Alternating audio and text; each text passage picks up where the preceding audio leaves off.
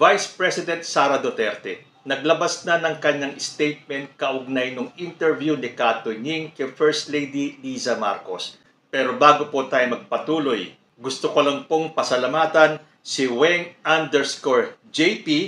at saka si Florida Greenfield. Maraming salamat po sa suportang pinadala nyo sa akin. I truly appreciate po yung pinadadala nyong mga suporta para sa aking munting channel. Pero hindi nyo po kailangan gawin yun. Sa panahon po ngayon, mahirap po ang pera ngayon. Don't get me wrong, I truly appreciate what you are doing. Pero yung malaman ko lang po na patuloy ang pagsubaybay nyo sa aking channel, tama na po sa akin yun. That is enough for me para ipagpatuloy ko po itong ginagawa ko dahil alam ko nandyan kayo. Ang hihilingin ko na lang po sa inyo bilang tulong nyo sa aking channel to please do not skip on the ads. Malaking tulong po yan para may pagpatuloy ko po itong aking ginagawa. Shout out naman po tayo kay Dante Balcarce, kay Nolan Toro ng Cleveland, Ohio, kay Kabayang Rolly, kay Joanne Diaz Potterson ng Jarrell, Texas, USA, at sa kanya pong pamilya dyan sa Aringay, La Union, kay Carmela Sanchez ng California, at kay Ferdinand Bautista ng Barcelona, Spain. Maraming salamat po sa inyong lahat sa patuloy niyong pagsubaybay sa aking channel. Okay, pakinggan po natin kung ano yung sagot ni Vice President Sara Duterte sa ipinahayag ni First Lady Liza Marcos sa interview niya kay Kato Ying. Watch this. Mga kababayan, bilang tao, karapatan ni unang ginang Liza Marcos na makaramdam ng sama ng loob at galit. Subalit, ang kanyang personal na damdamin ay walang kinalaman sa aking mandato bilang isang opisyal ng pamahalaan. Upang makausad tayo, iiwan na natin sa isang pribadong pag-uusap sa pagitan lamang namin ni Pangulong Bongbong Marcos Jr. ang mga susunod na hakbang. Mga kaigsuunan, nag-atubang ang ato ang nasod ug dagkong mga problema nga kinahanglang solusyonan sa gobyerno. Dapat ay nakatutok tayo sa pagtugon sa mga suliraning hinaharap ng ating bansa. Patuloy ang pagtaas ng presyo ng pagkain at iba pang mga bilihin. At ito ay mas nagpapahirap pa sa dinaranas na gutom o kawalan ng sapat na pagkain ng mahihirap nating kababayan. Nagbabadya rin ang kakulangan ng supply ng tubig at kuryente, habang talamak na naman ang ipinagbabawal na droga. Samantala, hindi pa rin natatapos ang banta ng kriminalidad, terorismo at insurhensiya sa ating bansa. Kini ang mga butang na angay natong hatagan ug pagtagad. Unahin natin ang Pilipinas. Syukran. Kasi kung napanood nyo po yung interview ni First Lady, meron po siyang sinabi sa isang portion ng interview which goes like this. For me, nasaktan ako because my husband will do everything to protect you. You run together, di ba? Sama-sama tayong babangon muli. Pupunta ka sa rally, tatawagin yung presidente mong bangag, di ba? You're going to laugh. Tama ba yun? Even Lenny never did that.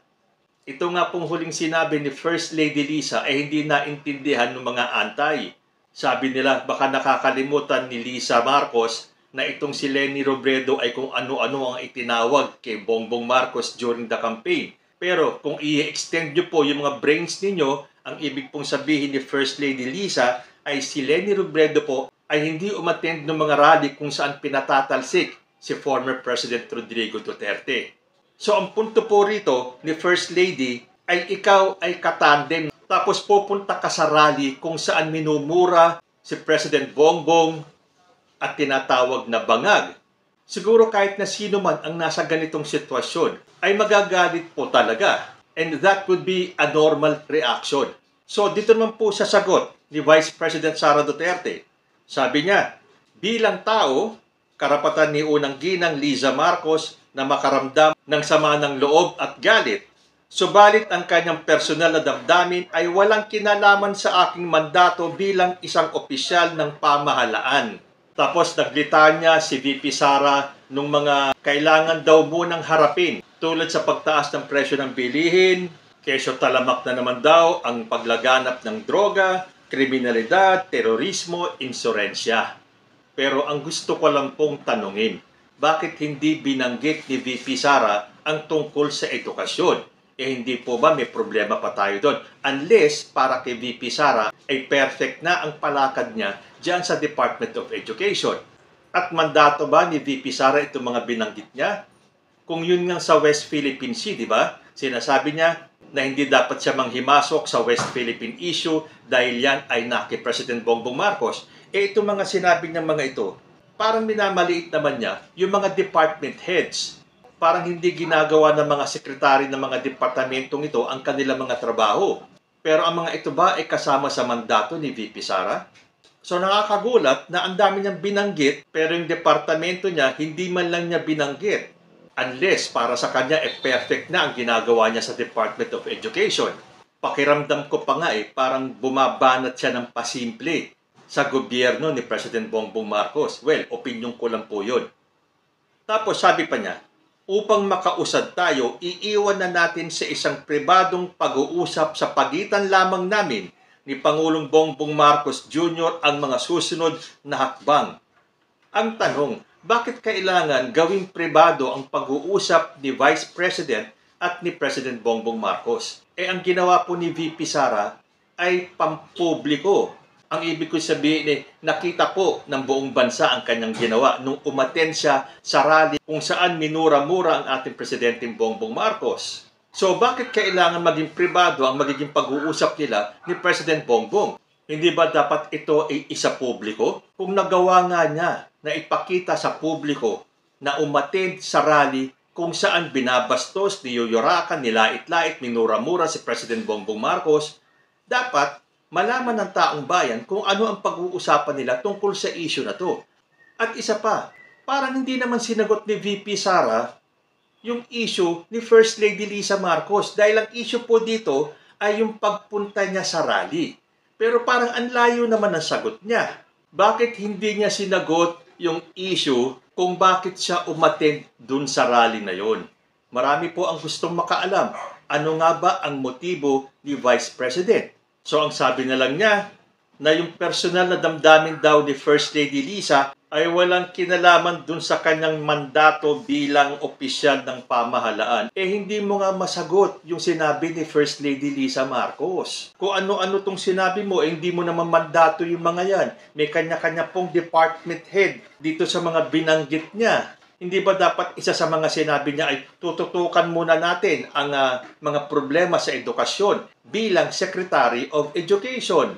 Yun lang po ang aking mga tanong. Okay, bilang isang simpleng mamamayan na baka hindi ko lang naintindihan itong sagot ni Vice President Sara Duterte, pero para po sa akin, itong sagot niyang ito ay parang sumagot na lang din siya ng no comment.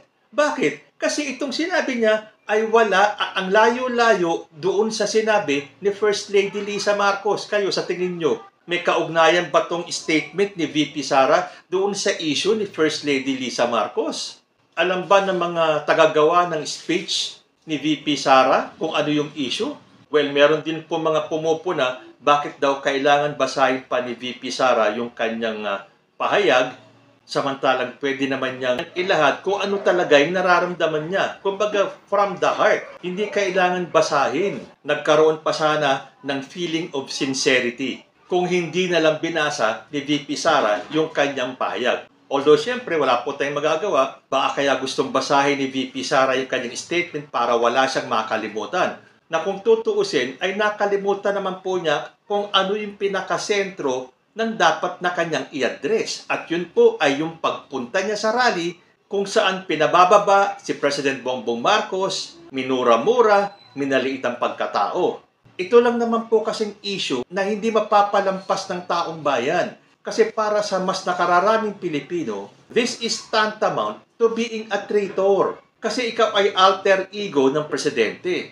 Tapos gagawa ka ng isang bagay na makakaapekto sa relasyon nyo bilang presidente at vice president. Sana na nga lang kung tulad ni former President Rodrigo Duterte at ni ex-VP Leni Robredo na hindi talaga sila magkasundo, okay, maintindihan natin yun. Pero ito na sinasabing unity team sila, na sama-samang babangon muli. Tapos makikita natin yung ating Vice President pupunta sa isang rally kung saan binabanatan at pinabababa sa pwesto si President Bongbong Marcos. Tama po ba yun? Kayo nga ang magsabi sa akin. Kasi hindi ko makuha itong mga taong pinagtatanggol pa na para sa kanila okay lang ang ginawa nitong si Vice President Sara Duterte.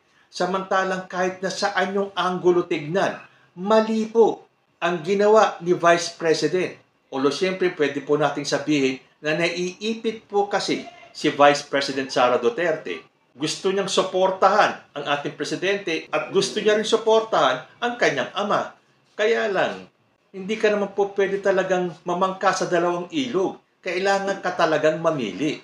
Are you with the government of President Bongbong Marcos? O nandun ka sa panig ng mga gustong ibagsak ang administrasyon ni President Bongbong? Nagsalita na rin po si President Bongbong Marcos tungkol sa issue na to. Kasi pagkatapos po nito, dumami po yung mga humihiling kay VP na mag-resign daw bilang DepEd Secretary for Delicadeza. Dahil para dun sa mga humihiling na siya ay mag-resign, hindi po talaga katanggap-tanggap yung ginawa ni VP Sara. Sabi po ng ating Presidenteng Bongbong Marcos, "It will not affect our working relationship with the Vice President and Secretary of Education. I think that she also understands as a wife how the First Lady feels when you have to sit there and listen to these attacks that are being made against your husband. But mag-uusap kami ni VP Sara tungkol dyan. Huwag niyang masyadong dibdibin. Hindi naman siya yung mga nagsabi ng kung ano-ano. Madali naman sigurong plantsahin lahat yung issue." Well, in fairness naman po kasi talaga, wala naman po tayong narinig kay Vice President Sara Duterte na nanggaling mismo sa kanya na binabatikos niya si President Bongbong, na siya naman po ay hindi nagbibitaw ng mga masasakit na salita tulad ng mga pagmumura or panlalait, at yan po ay galing lamang sa pamilya niya, sa kanyang tatay at sa kanyang mga kapatid at sa mga alipores na nakapaligid kay ex-President Rodrigo Duterte. So nakita niyo po kung gaano kalawak ang pang-unawa ng ating Presidenteng Bongbong Marcos, na kung naiba-iba lang po yan, pinaalis na sa pwesto si VP Sara. Sinasabi naman ng iba, ito daw ay pagpapakita na mahina talaga si President Bongbong Marcos. Pero para po sa akin, ito po ay hindi pagpapakita ng kahinaan.